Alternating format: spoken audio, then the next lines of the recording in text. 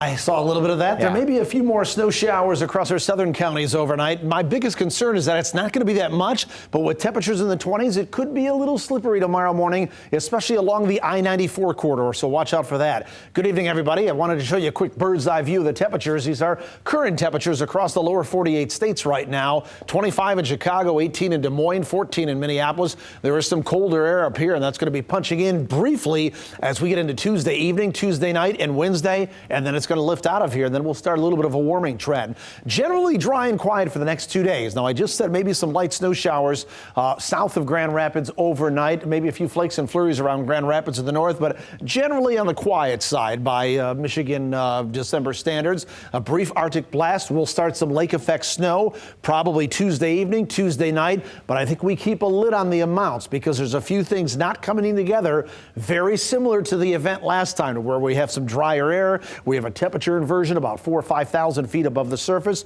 So we might pick up 1 to 3 inches or so as we go Tuesday evening, Tuesday night, and then it should be shutting down as we get to the second part of Wednesday. And then 40s this weekend look possible.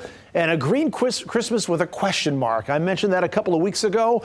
It's looking more probable that if we don't see some snow over the next few days, and we will get in on some lake effect, but there's really nothing coming in much after that. So our Christmas may be green. That's what it looks like right now. Of course, stay tuned to later forecast, and the weather can change every 5 minutes here in West Michigan, and we stay on top of that. As we look at our live Doppler radar, we have some light snow showers, flakes and flurries along the Michigan-Indiana state line, and those will continue to blossom a little bit more, but it's not going to get out of hand. Probably only a dusting to less than an inch along and south of 94. The further south you go along the state line and then over the state line, it's going to get a little bit heavier there, but still not out of hand. We're just going to see a glancing blow across our southern counties from a system that's further to the south. We're in the northern fringe of that. Clear skies up there in Big Rapids, 17 degrees there, 23 in Fremont at this hour. We're 25 in Grand Rapids. We're in the mid-20s out there. Most lows will fall into about the low to mid-20s with a cloud cover that will stay intact. Here's clouds and radar moving over the last several hours.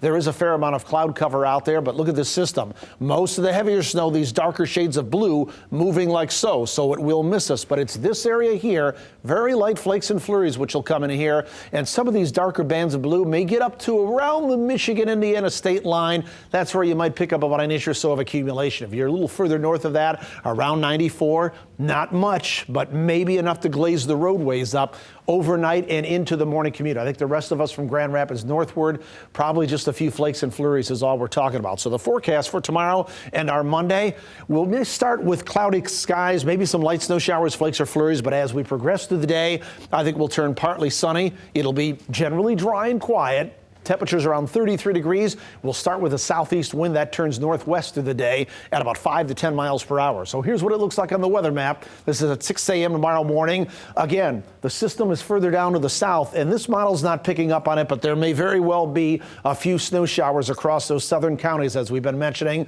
Most of this system and most of the moisture is going to miss our area. This is through 6 p.m. on Monday. Notice we clear out a little bit. Should see a little bit of sunshine. Monday night into Tuesday, there's not much going on. Partly cloudy skies. This is Tuesday at 6 a.m. I think we get out on some sunshine. In the daytime hours of Tuesday is dry, but there's the Arctic or the strong cold front that's going to be blasting in here later Tuesday afternoon in the evening hours. Colder air behind that.